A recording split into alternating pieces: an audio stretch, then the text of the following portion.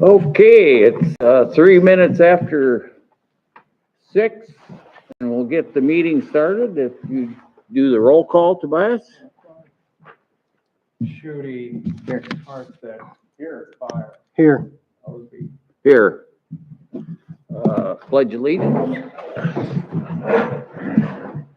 I pledge allegiance to the flag of the United States of America and to the republic for which it stands, one nation, under God, indivisible, with liberty and justice for all.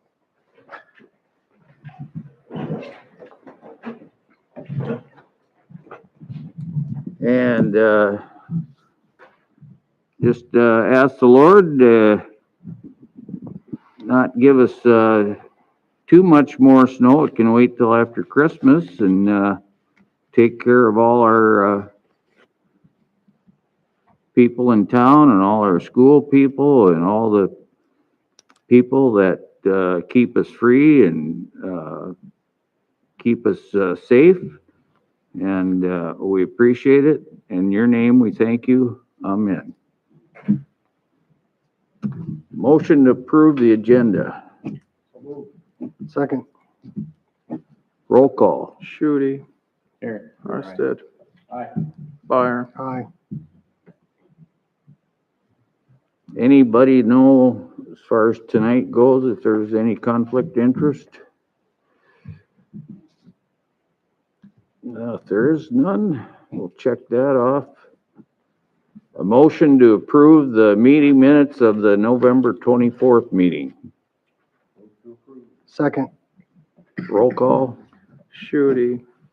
Aye. Armstead. Aye. Fire. Aye. A motion to approve the financials and the claims. I've got just one question on,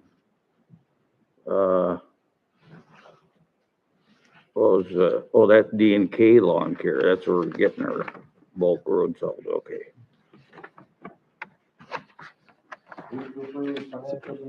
Second. Roll call vote. Shooty. Aye. Armstead. Aye. Fire. Aye. Okay. No consent calendar items, so we can skip that. Anybody with open comments beside Doug and Sandy? Good. I was just seeing if he was still listening. Okay. This is a public hearing on the state revolving fund, the SRF application for the water and sewer project that we're going to do, or we hope to do, on 4th Street, a little bit on Park and First Ave. And Sean is here from CCOG, Southeast Council of Governments, and they are very much involved, also our engineer. But I'll open the public hearing and let Sean take it. Okay. All right, thank you, Mayor. So yes, Sean Hagee with Southeastern Council of Governments. You guys have two applications, clean water and district water, that you guys will be looking to pursue. I'm going to give a little bit of just the percentages for funding that DONR, Department of Agriculture and Natural Resources, will look at for both of them. So to start, I'll be looking at clean water. Okay. For this application, you're looking to request funds not to exceed about $3,030,000.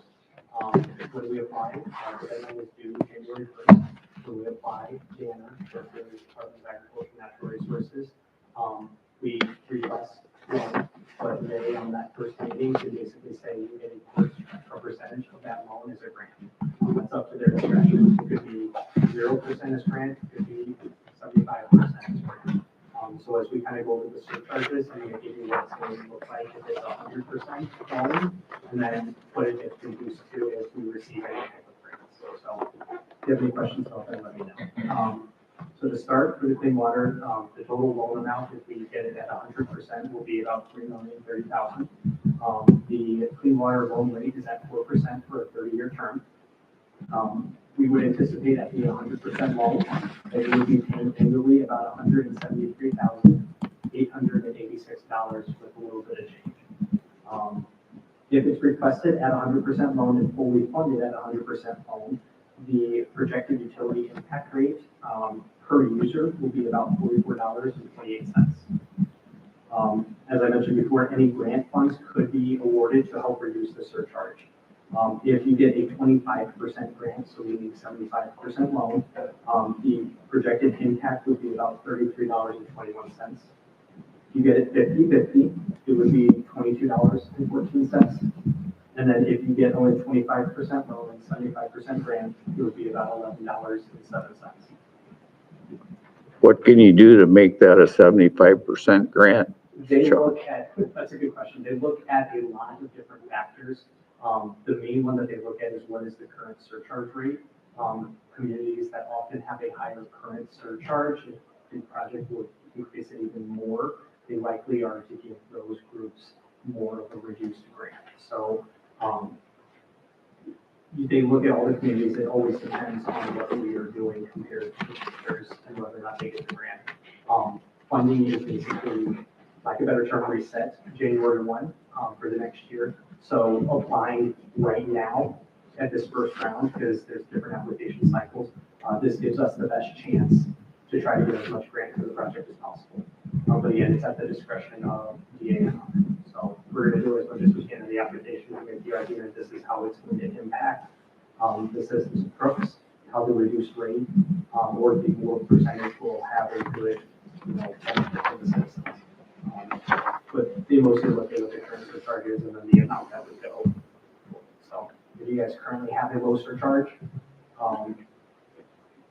that would potentially hurt the application to get more of a grant, just as it relates to other communities. So that's for clean water. The second project is drinking water. This is both for a phase 2 construction project. So for the drinking water application, we're looking at a $2,090,000 application for funds. It is for the drinking water. It is also at a 4% rate for a 30-year term. I'll do the same breakdown: 100%, 75%, 50%, 25%. So 100% loan, that's going to an annual payment of about $119,941. For the surcharge rate, 100% loan will be $29.88. 75% loan will be $22.41. 50% loan will be $14.94. And 25% loan will be $7.47.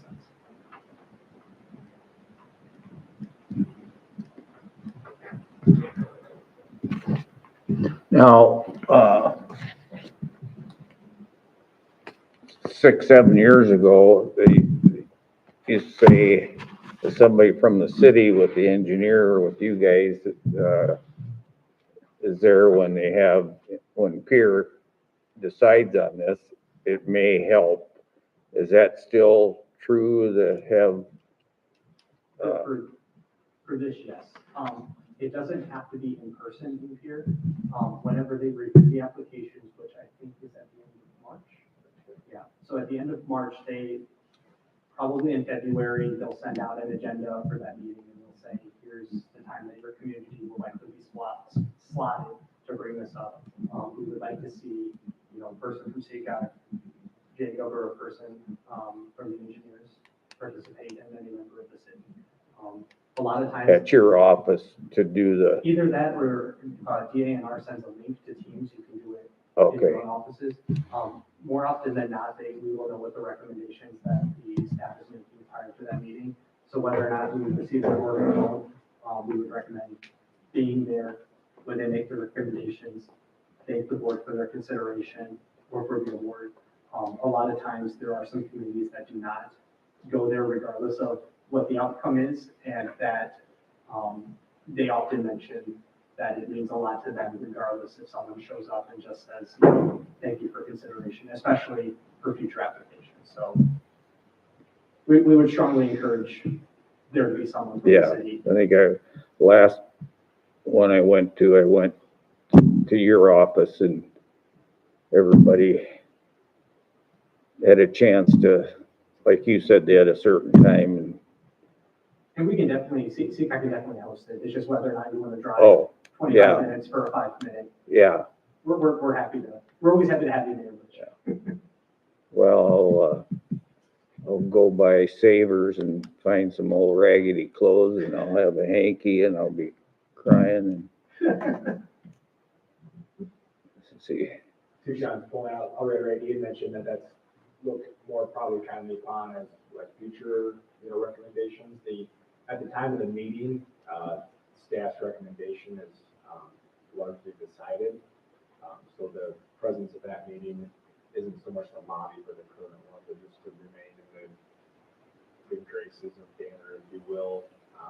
So that way they continue to look favorably upon and think favorably upon City of Crooks as they currently do.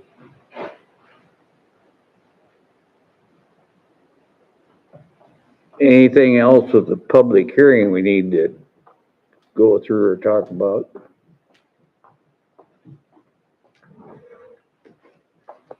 So, this is all a scenario of what ifs. We want to do the project, but maybe not if we don't get a decent grant out of the deal. So when they make the recommendations for funding, we can always go and look at what the funding amount is, and, that would be something that you could work with BGR on if you wanna, if the funding is where you want it to be, the grant versus loan, you can always look at phasing out the project a little bit more, or running through options at that point, but, for the application, it's just. Yeah. Anybody up at council have any questions? Anybody? So, well, we'll close the public hearing then. And go back to the regular meeting. And now, it's city engineer time. And, you just want to speak on that, Jake, what we have on the, Yeah, you bet. I'll take it from here if that works for you. So you can all, before I get to the agenda items, talk briefly on a couple of just FYIs, starting with the phase 2 project, just to be left out there. This wasn't necessarily public hearing specific, but making good progress with design work there. Been working with staff, Mayor, Tobias, Chad, the crew, and kind of further scoping that project, dialing in the scope, looking to incorporate some more lining effort to button up some problem areas of sanitary sewer, incorporate a water loop to that north side of town, which was a considered alternate in the water system project. So feel like we're checking some good boxes and some priorities there. All of that is in within the confines of the funding numbers that Sean had just mentioned, and that's kind of the working numbers going back to when the state water plan was submitted here. So we need to progress through the winter, but rest assured there's lots of stuff happening in the background there, and good things ahead there. So,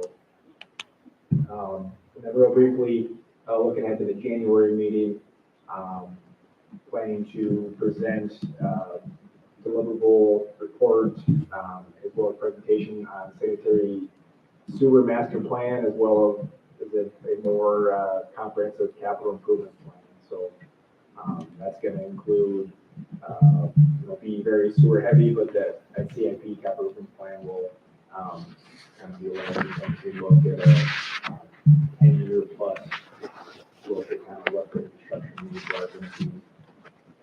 So, any questions on any of that? Kind of beating a dead horse there. I get it. We talk about that stuff often, but felt it appropriate to touch on that. So Doesn't make it less important. exactly. Yeah, so moving on to some agenda items here. First two, I'll group into one. I believe you'll probably need two separate motions here, but change order and pay application respectively for the water system improvement project. The distribution pipeline work with Lundy. They have satisfied all punch lists to date. We were last thing we were waiting for a couple weeks there was getting the population sign in place, after going through construction that was done, I believe, maybe the week of Thanksgiving or shortly thereafter. In any case, that's been satisfied. So we would recommend approval of these documents. I'm not staring at the figures, but I think the balancing change order there was plus or minus $2,500 less the original contracted price. So I guess all that means there's no major surprises with construction. All wins. That's for change orders for the price to go down. So in any case, yeah, your approval of this would be contingent on receipt of final documents in proper form. The significance of that being lien waivers, which we're waiting for from the contractor. So the idea here is that you guys would approve it, give the authority of Mayor Tobias, or Mayor Angel Tobias to sign upon receipt of those lien waivers, but keep them in our back pocket until we have everything back in the contract. I'll make a motion to move to approve the pay application with the contingency. Second, shall I go to first? Yeah. All right, I'll move to approve the change order then. Roll call. Wait, so you made the motion, you seconded the motion? He said pay application, I think. Yeah, Okay, so then. change order. Okay, so change it, then that's the second, okay. Shooty. Aye. Arstead. Aye. Byer. Aye. And then a motion for the pay app. That's the motion. Contingent upon receipt of documents. Second. Roll call. Shooty. Aye. Arstead. Aye. Byer. Aye.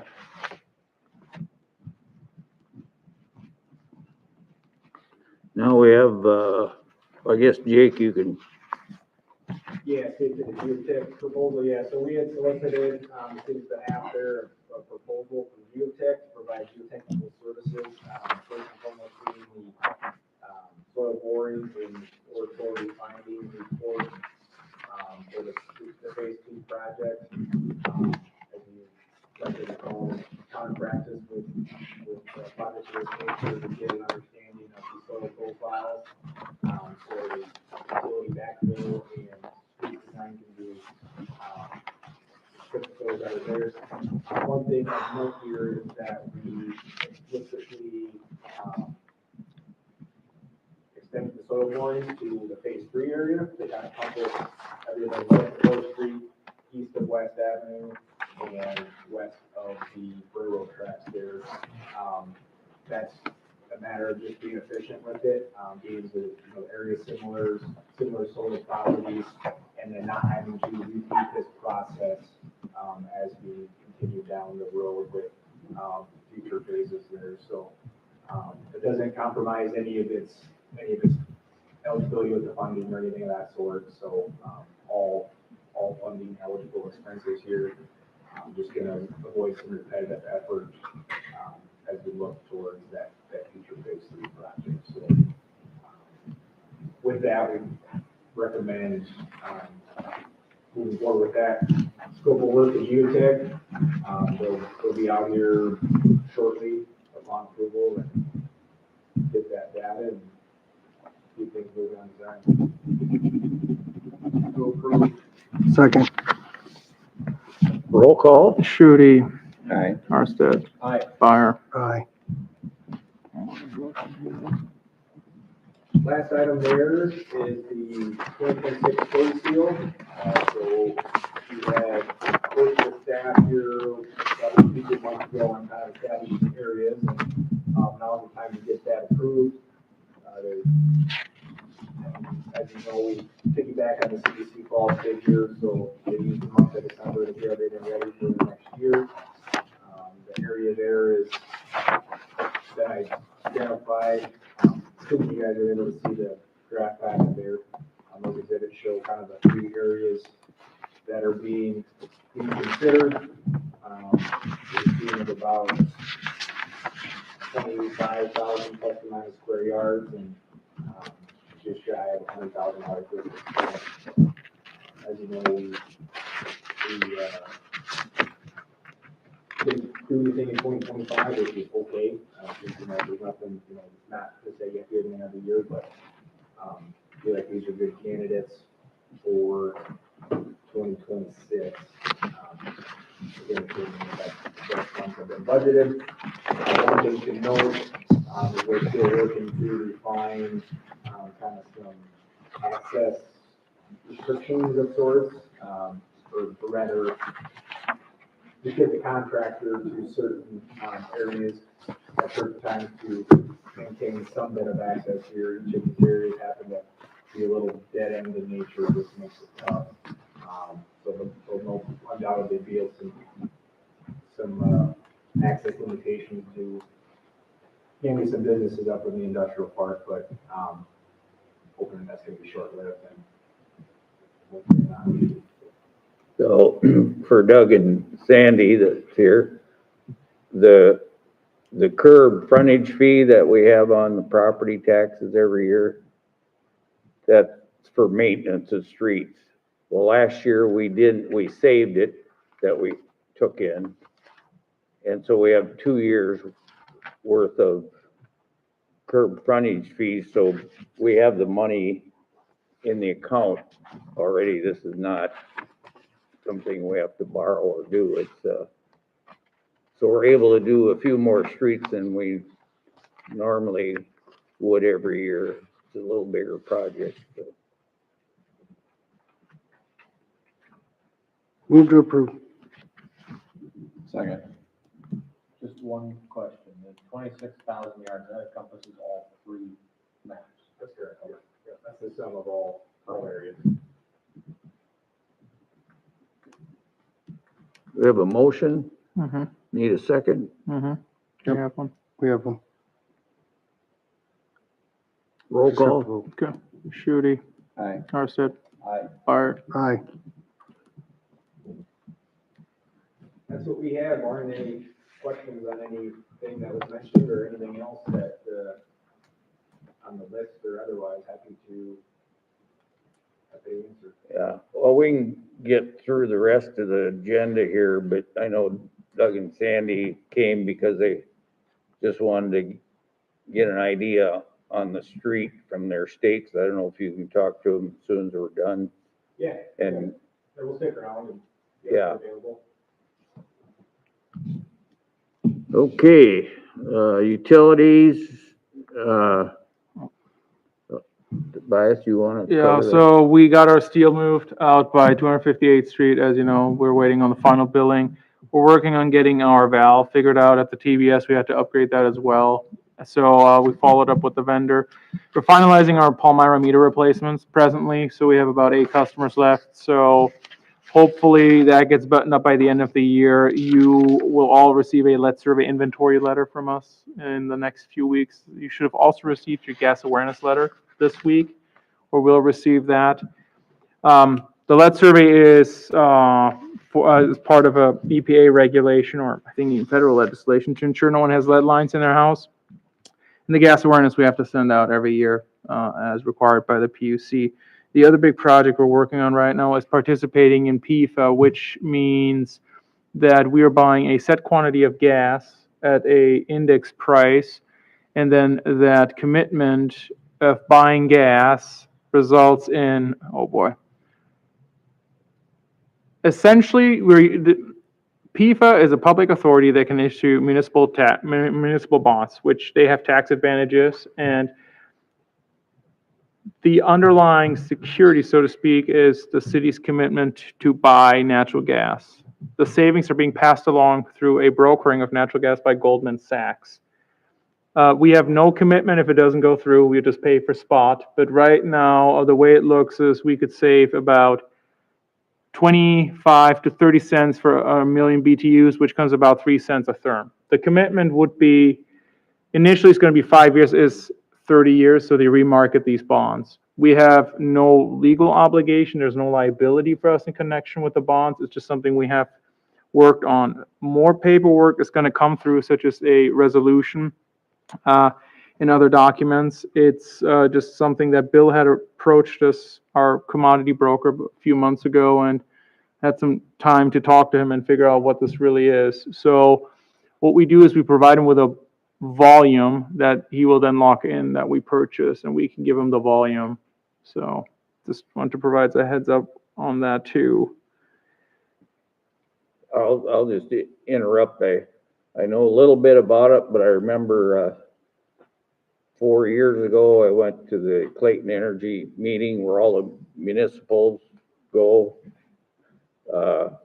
33 or 34 of them. So there's only 3 in South Dakota, Garrett's and Crooks and, Humboldt that are in Clayton Energy, but all the Iowa municipalities were raving how that was a good deal. And so that everybody gets together and it's a collective or a consortium or an alliance, whatever, through Clayton Energy. Am I saying that right? Yeah, I mean, it's smarter people than you and I come up with bond spread terms and all that. It is essentially, it's the consortium purchasing that provides the volume that then you can negotiate the discount, which then, of course, being a municipal entity, provides the tax advantages. They can't tax the interest, which that in the short term then is very attractive to investors, and that's why they remarket these bonds every 5 to 7 years. So yeah, I mean, But it should further insulate us from rate spikes.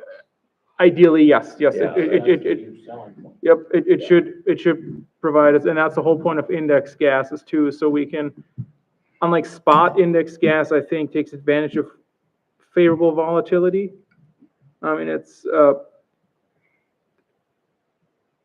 yeah, I mean, if it doesn't go through, with other municipalities don't participate, we're out nothing. If it goes through, we will have a saving. So, that's kind of what I think is the big selling point here, and that saving being, 20 cents a million BTUs or 30 cents a million BTUs, which comes out to 3 cents. That's money saved, especially when we have seen certain, higher prices this year with natural gas and the volatility involved. I think that's penny saved, a penny earned on this one. I mean, Clayton ran the numbers. The city or municipal utilities would have saved $16,000 if we had participated in this. So that is, positive for the customer, because obviously that is a saving also that is being passed along to the customer because it's the commodity, but partially. So yeah. Do we need are we just talking about that or we need a motion on that? Just talking about this. So what I did, I furnished EIA reports, I furnished volume records, everything he needs to draw whatever up, and then in January we're going to get the first cache of documents that will have to be approved, contingent upon attorney review, of course. No.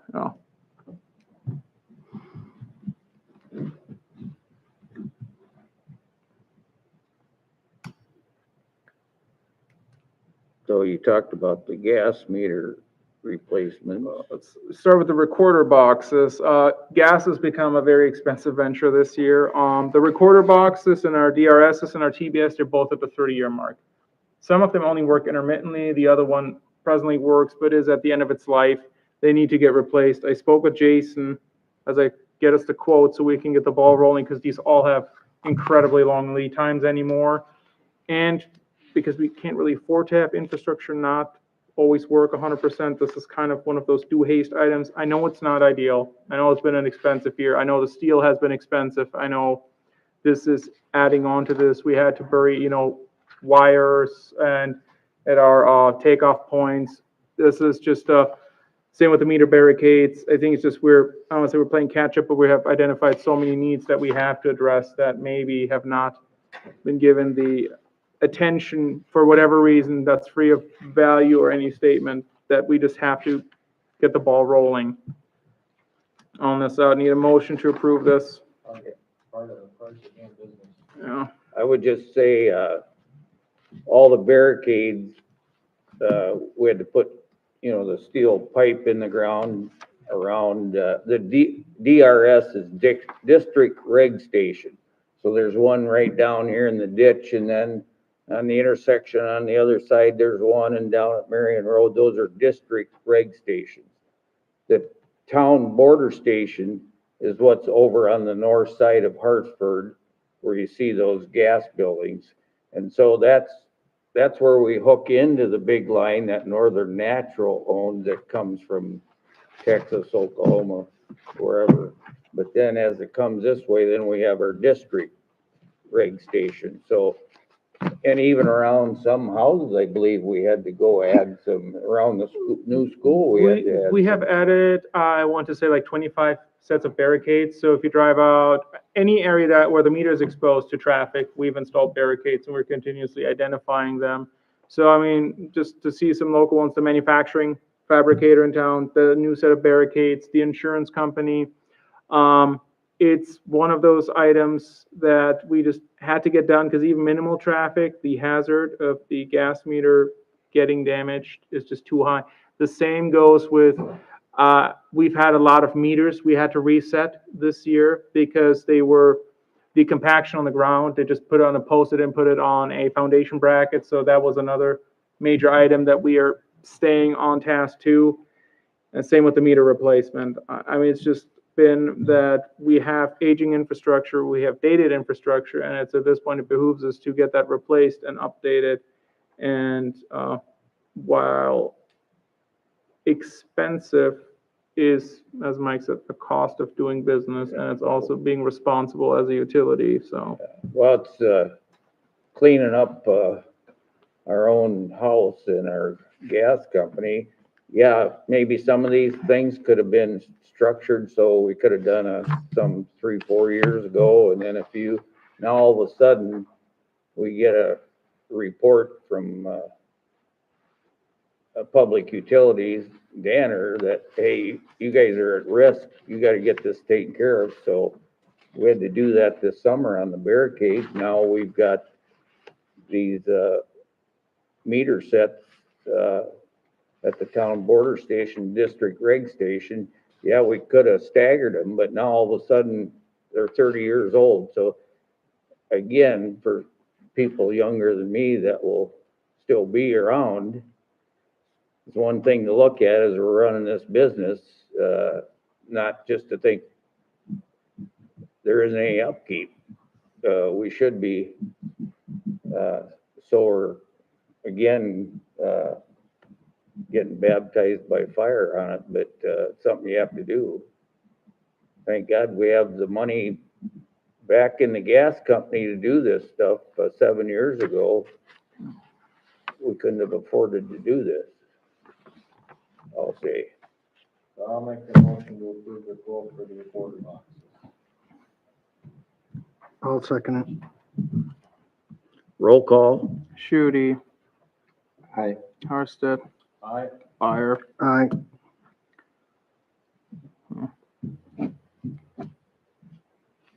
On to the next fun item. A few months ago, you approved an energy economics quote for $44,000. We reached out to the vendor again to explain what exactly, be very specific what the quote is about, because it said meter sets in there.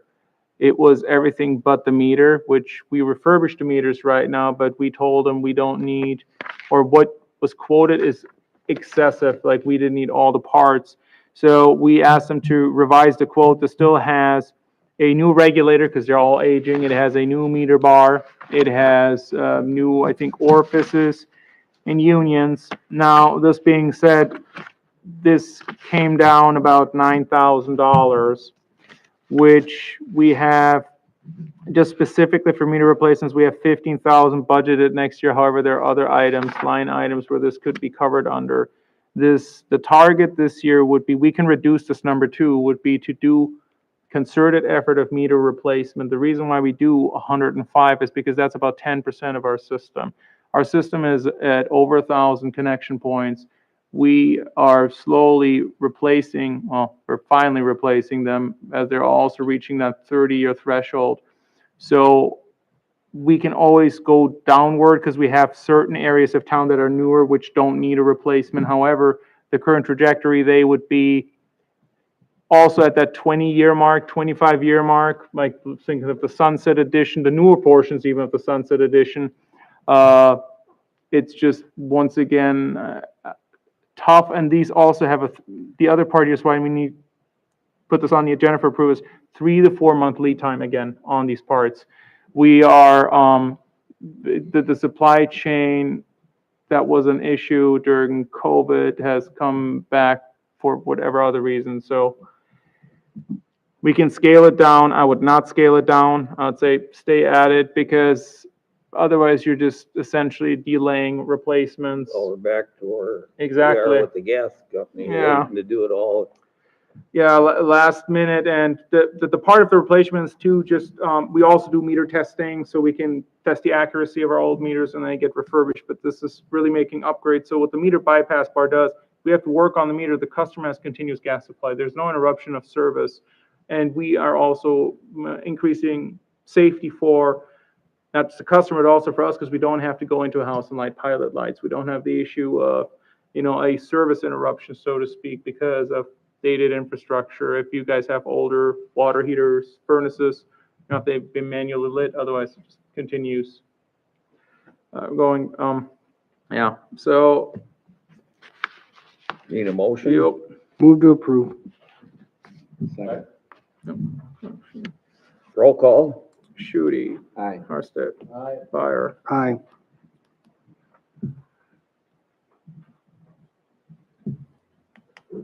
No action needed on that item. I asked Jason to get a formal quote from these vendors. The circulation pump is essentially to keep the old water tower in,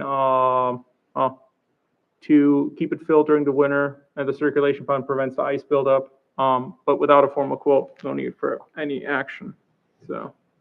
So the old water tower doesn't have a circulation pump, because it was the only water tower and water was going through it at a fast enough pace where it wouldn't freeze up. Okay, now we got the second water tower. The new one has a circulation pump, but we still, so besides an old water tower needs to be inspected on the inside, and this year's coming up for that. And so it's a time to put the piping in and the electrical in, that electric upgrade, that would handle the circulation pump. The circulation pump is really not a giant pump. I mean, No, it's this big. yeah, I mean, it's, It's a couple, it just solely moves water. yeah, just so you're keeping the water going in the water tower. So, it's, anyway, that's why we need to get that upgrade. It's a perfect time because, we gotta inspect the inside of it so it can all be done together. Yeah, just to add to that a little bit, we had looked / hoped to add this into the water tower project. We just simply, there wasn't any funding there to do it, so that this expense would have came out of city water funds regardless. And with that, it's actually more cost effective to do it outside the confines of that larger project, which is where we're at now. And Jason's been doing a lot of the legwork too, working with MCM and getting some of the details figured out. But yeah, this comes down to there's 4 times as much storage now. Water doesn't fluctuate as much in that tower. And that coupled with winter being the low usage time of year just makes it susceptible to freeze. So try to be preventative to that as opposed to reactionary. So is there any plumbing, or is this just like a giant submersible pump? Yeah, so in the new tower, there's 2 risers, a fill riser and then a drain. Okay. In the old one, there's just one where the water actually goes up and down the same riser depending on if it's filling with the MCWC pump or draining to feed the system. So what they'll actually do is put like an 1.25 inch poly tube up that riser, and then that daylights into the bowl, Okay. and then that'll pump water up that 1.25 inch riser to circulate water. So the pump comes with the plumbing? Is that what I'm thinking? I'm just wondering, do we need another bill for plumbing? Another motion for plumbing?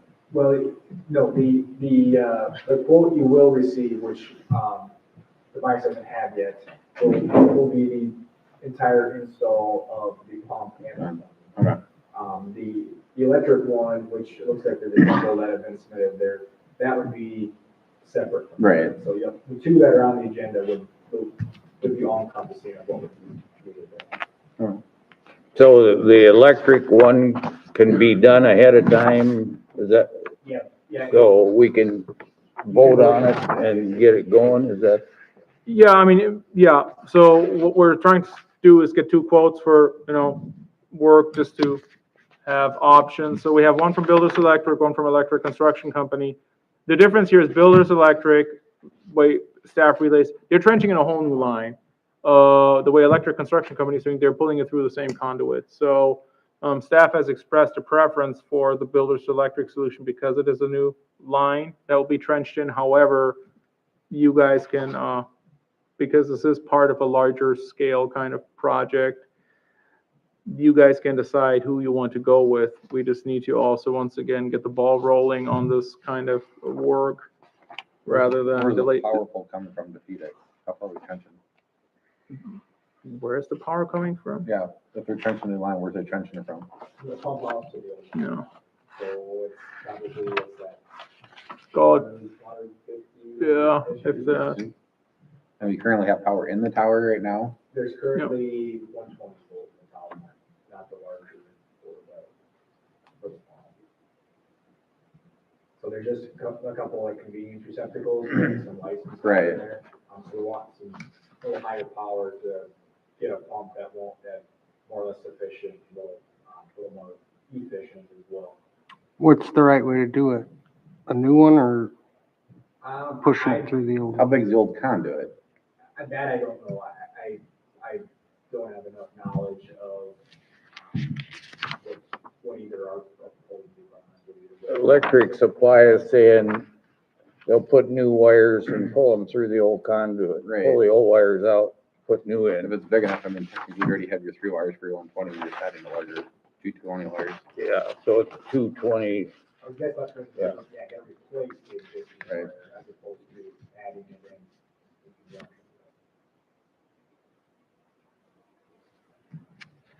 I don't know, saves the city $1,000, just hit pull the old wires.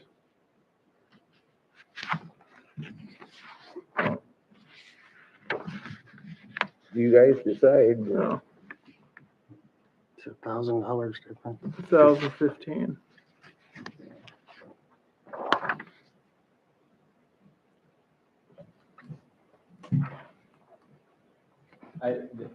My only pause is, I mean, we're not comparing apples to apples. No. Right. Is it worth it going back to Builders Electric and having them bid it the same way? We can ask them, certainly we can go back and say, I mean, do it this way, provide us with the have comparison. both of them swap, match each Yeah. other's. Yeah, I bids. think that would be fair. I'm all about keeping it as local as we can, Right. but, Or other. you know, $1,000 is $1,000. That's fair.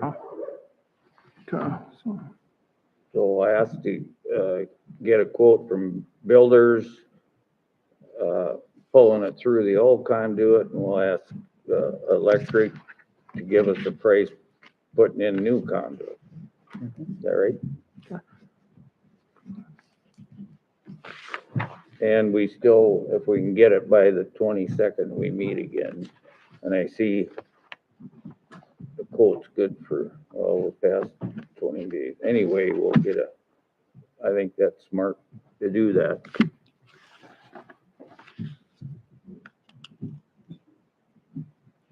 No voting, right? Uh-uh. Okay. Economic development, you got anything, Mike? I really don't, have anything. You'll see on, Diane Street where they're doing the dirt work down there.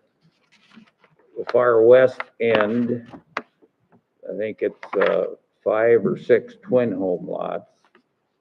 And I believe they're all taken. I think we're gonna try and get one twin home started right away. And then to the east, the bigger area, that's a 12-plex apartment that's going up. That's the ones we talked about And, they look like apartment buildings south of the new Jefferson High School. Is it Jefferson? High School on Marion Road. Anyway, that's what's going on over there. Streets, I guess we talked about, slurry seal. I think the snow removal went good this weekend. And, anything from planning and zoning? Yeah, they're gonna have a busy next few months. So the next meeting in December is actually, I would encourage you guys to attend. They are doing a major street plan revision so we can finally classify streets, but also they're doing landscaping standards. And I encourage attending because of the landscaping standards. I think that is a significant shift in how we currently are doing these things. So as council, you will also have to hold a hearing, and P&Z will make a recommendation. It has to make a recommendation. However, the sooner you guys can review what is being proposed at the meeting and afterwards, the sooner, it can be either digested and ruminate on. The major street plan, I don't see anything contentious. That is just something we have to do. And what we're doing is not just the large scale kind of redefinition, but also within the city. And that was just the impetus for that came actually from the tree trimming. But it's a good cleanup item. Then another item that's on the agenda is going to be potentially revising or at least reviewing future growth maps. Mayor Osby has asked for that with recent annexation. So they're staying busy. In January, they have corner lot setback hearings where we had fixed it in R1. And then I cannot remember what the other item is currently working on. That next P&Z meeting Is second. December 15th. That's the third Monday.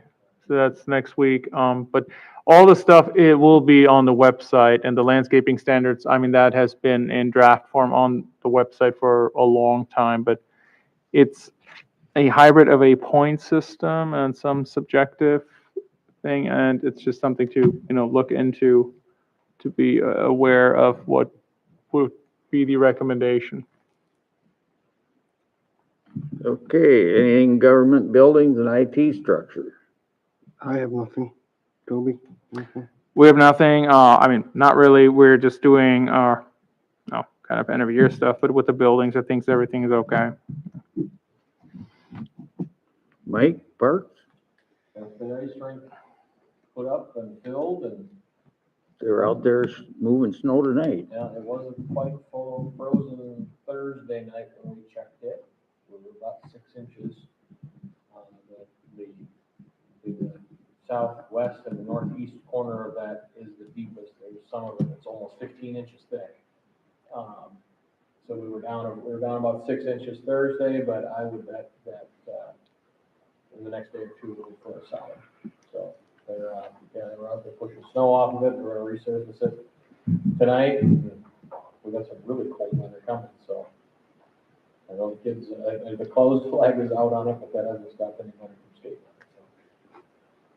on it. So, I don't know if the guys have been down there, Tobias, but to get so they put different lights on it. Okay. There is a ramp across the sidewalk protecting the cord. Okay.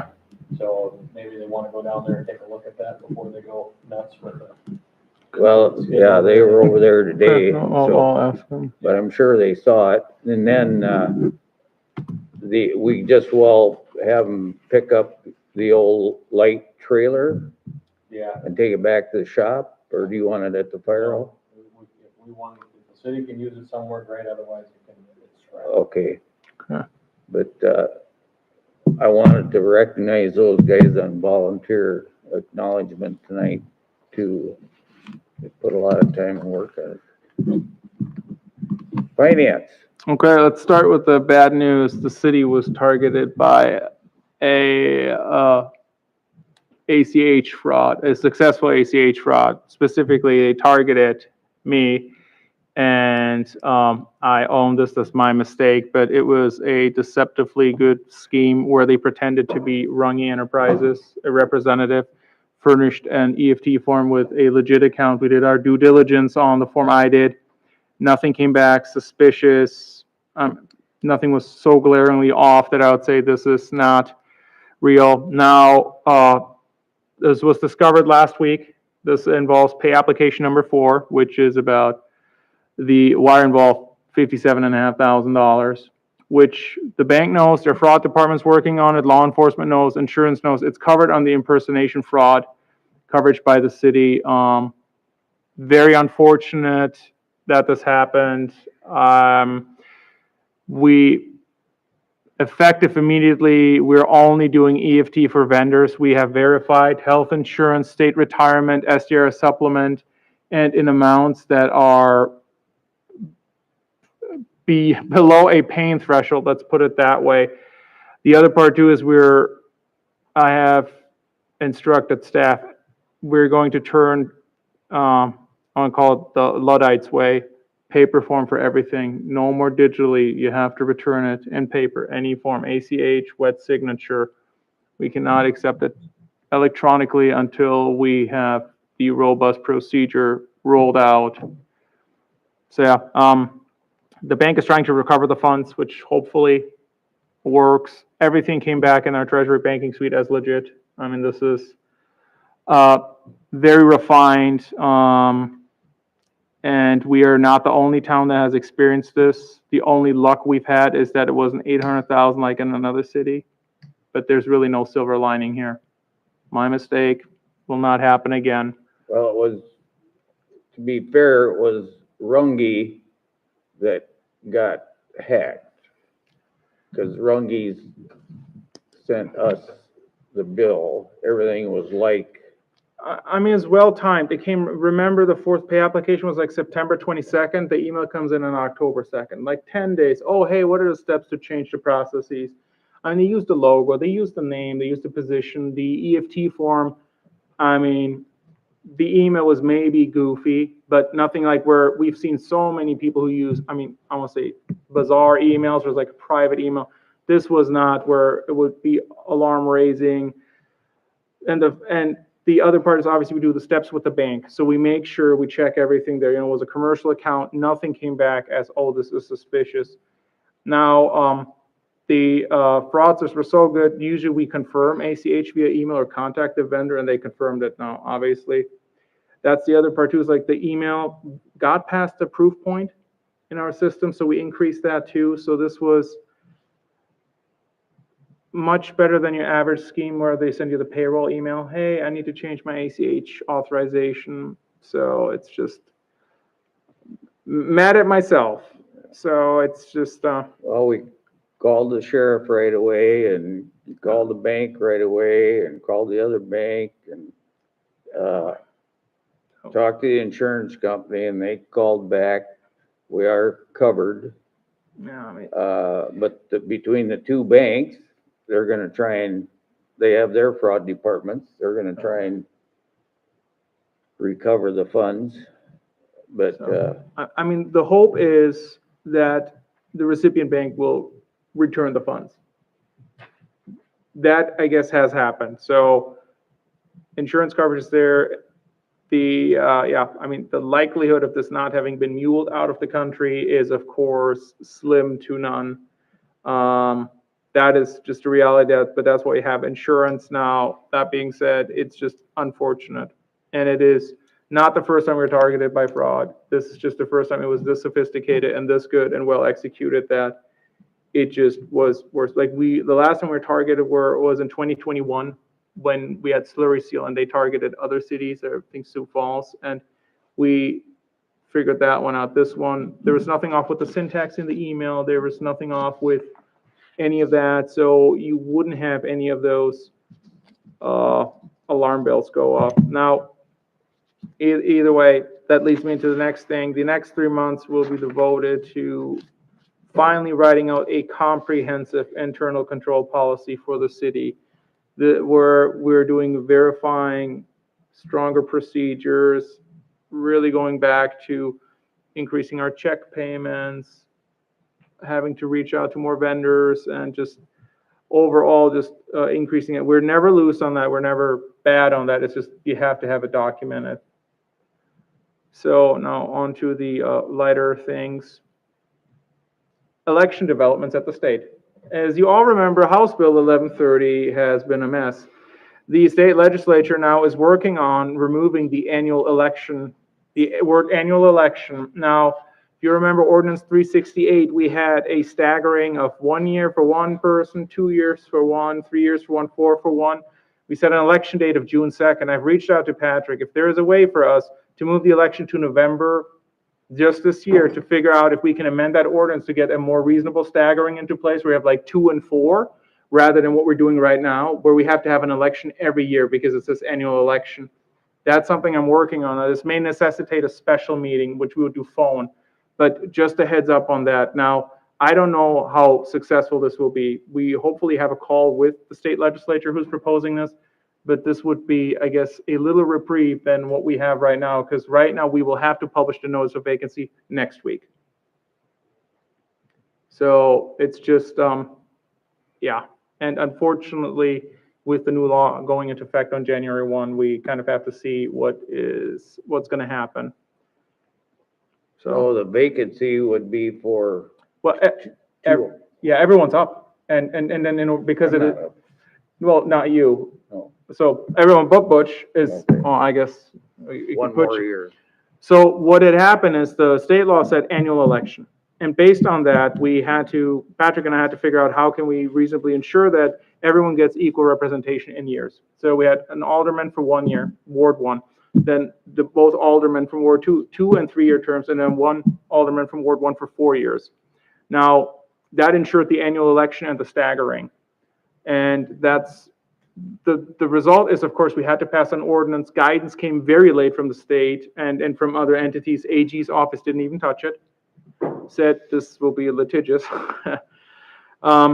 So we had to do, I think, the best in what was a subpar situation. There's also been no real reprieve, I think, in the last emergency legislative session. So it'll be interesting to see what will come about and if this will be successful. I think the intention is going to be to move municipal elections to even numbered years. That was the intent of the law, to drive the voter turnout. Now that doesn't help us because we're still in that situation where we have to have an election now every single year. And that will happen for the foreseeable future. And what it also means is like we have to regularly now amend the ordinance. So for the Alderman Ward 1 year, we'd have to amend it prior to the term expiring to adjust again to get that right for the even numbered years. So more things to come. It's just a heads up that this is finally moving, and hopefully we'll get some sort of resolution. On the personnel side, I'm working on personnel evaluations for all staff members. That's been something, also for me, I've reached out to all of you. If you want to sit down, please provide me with a performance evaluation feedback. We're doing it for staff. For the guys in the shop, it will be a brief period because obviously we had turnover in staffing. So it will not be as comprehensive as we'd like to. We also are doing, or we have completed our annual position description review. So we're staying on that cycle, and I would like to provide a listing of those position descriptions just for approval on the consent calendar, either at the next meeting or in the January meeting. That is something the auditors also have requested or would like to see. It's just, to make those official and then just keep on the regular annual cycle. Otherwise, for finance, we're of course running closer towards the end of the year. So if you have any vendors who have bills that have not been submitted, make sure they get submitted. Otherwise, it's going to be just finishing up quite a few items and then moving into election cycle very early, and then of course annual report tax season.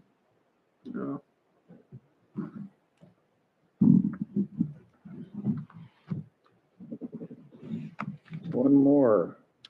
Animal code. So code enforcement, the big thing is if you see sidewalks not cleared or fire hydrants not cleared or mailboxes not cleared, let me know. We will send them a letter.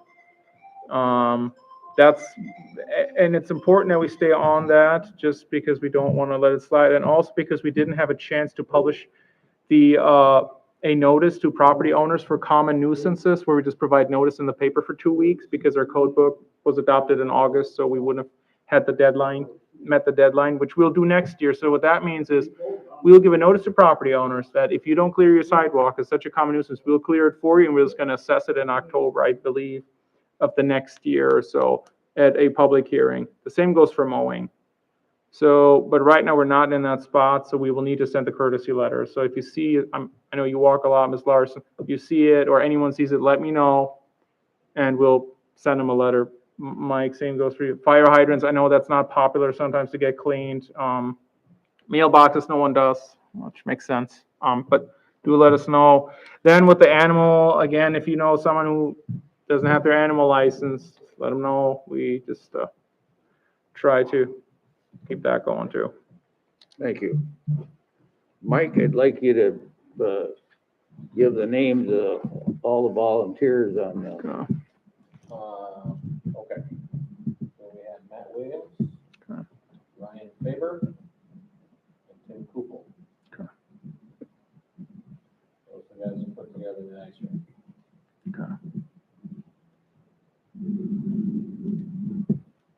and I know Faber last week, Thursday, he was doing all the light stuff. I asked Kupel, where'd you get the light? I don't know, Mr. Faber got them somewhere, but they're on tonight, or when I came, and they looked great. I mean, last year, the fire department lights worked, but they lit up the whole, everybody's living room, I think, anyway. So it's a big improvement. They got a light on every corner. I mean, it's really shaping up over there. Those guys put some time in.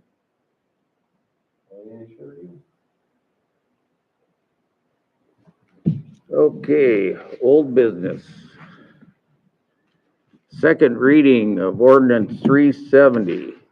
Ordinance number 370, an ordinance of the city of Crooks, South Dakota, amending the municipal code of the city of Crooks by amending Title 7 Public Nuisances, Chapter 7.05, Trees, Shrubs, Noxious Weeds, and Other Vegetation, Section 7.0503, Duties of Property Owners.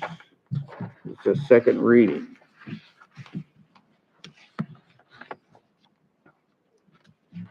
So we need a, Is that the one, did we change the height of the tree?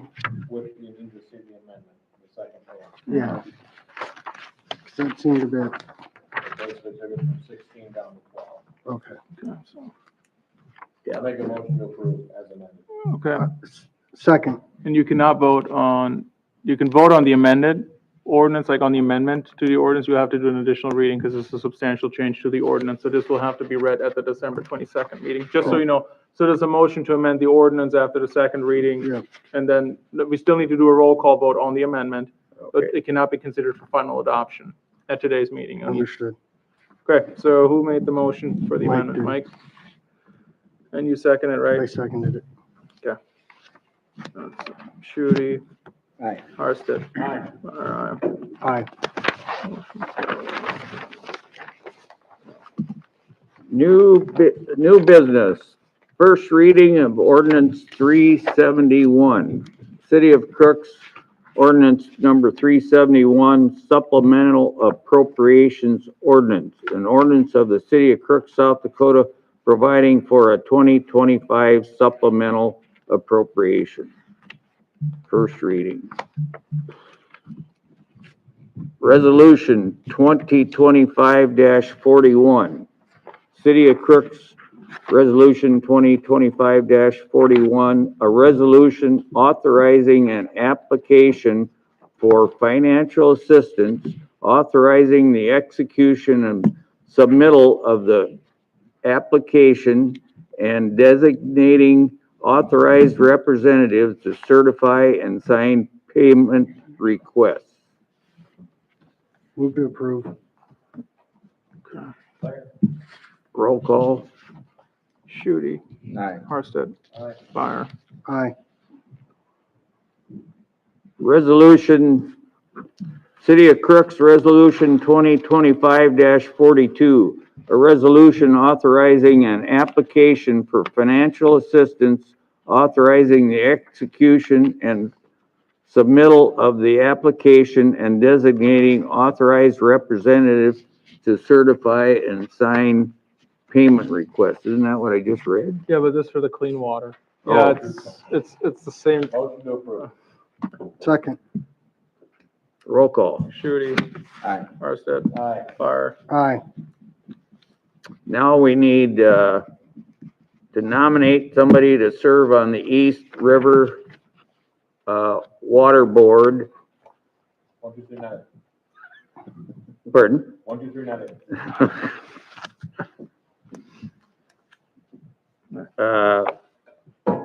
So What's that? Dave Boyd. this is the South Dakota Is this the main Association stem? of Rural Water Systems, who we, Oh, No, this is the East River Water District. This is different than main stem. yeah, this is different than Main Stem. Yeah, this Yeah. is, they have like an annual conference or so in Pier and, So if nobody wants to, I will do it, but if somebody wants to, you're more than welcome.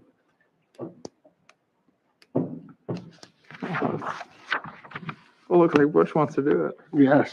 We need a motion for that? Yeah, yeah. Aye. Make a motion for Mayor Bush. Second. Shooty. Thank you, Butch. Aye. Arstead. Aye. Fire. Aye.